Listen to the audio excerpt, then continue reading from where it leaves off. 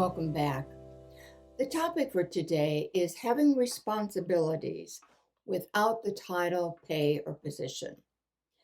And it's a situation that I found myself in for much of my career, and at least not having the pay.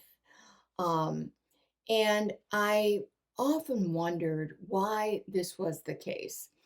And looking back for ages, men were the ones who were head of the household, who ruled the roost and gave the orders. And women were the ones who stayed at home and watched the family and the home, and took care of the children. So, over the last 50 years, we've had a big role reversal where some men are actually staying at home and women are doing well in business. But even in my first job, I was in business. I was supervising 7 other men who had titles higher than me. And all of this made me very angry. And when I would talk to other women about being angry and what was happening, they were angry too. That's the way it was. And I also began wondering, is there something wrong with me? Why am I not being promoted? I was working on my MBA and almost having it completed. I let everybody know that. Um, this also let me know it was not my imagination. So I finally told myself, if you have any self-respect for yourself, you need to quit this job and move on. So that's what I did. And when I quit, I had to fill out a form, or I didn't have to, I did, um, about why I was quitting. And I simply stated discrimination. And then shortly, the head of the division I was in asked to see me.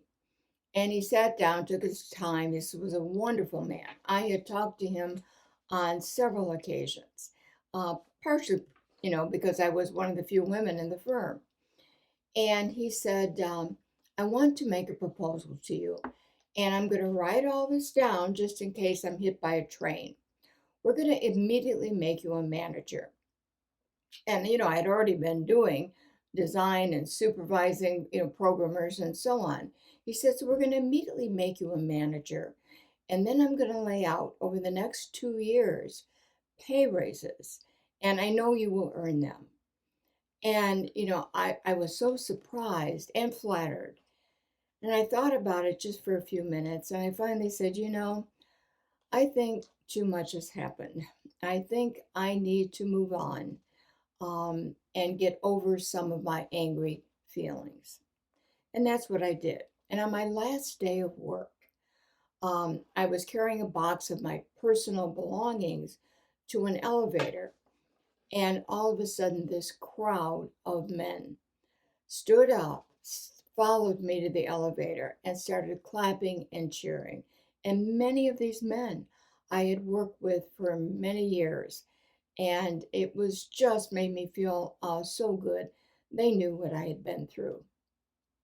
Now, the advice I have to give women today is, first of all, develop a plan of where you want to go. Start with the next level, wherever you're at.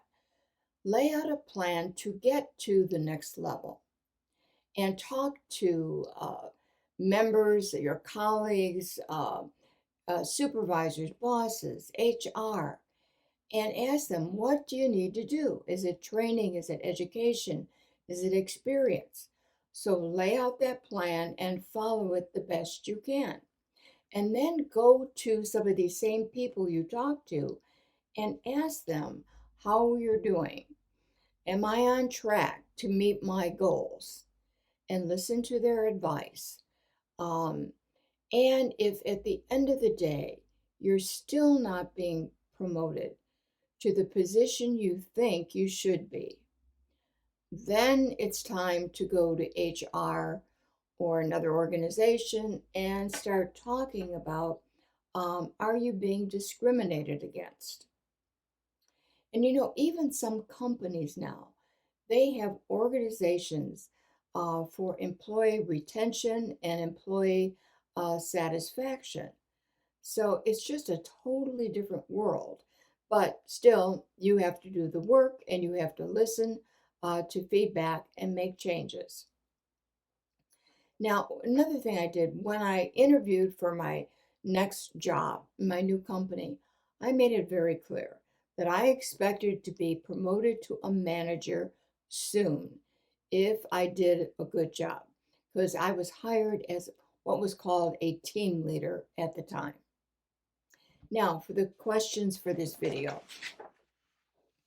Question 1. Why are women promoted less frequently to higher positions than men? We just need to think about that 10% of women leading Fortune 500 companies. Question 2. Why do you think the wage gap for women still exists? And especially for women of color. Now, in February 2023, Catalyst, an organization that reports a lot on workplace issues and statistics, they said that 51% of women from marginalized racial and ethnic groups experience racism at work.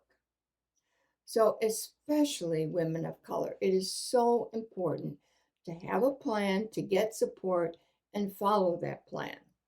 And then raise the issue if you're not being promoted. Question 3. What would you do if you were given work that is above your title and pay grade? With that, the next video is about having support or not having support at work. Thank you for listening. Hope to see you next time.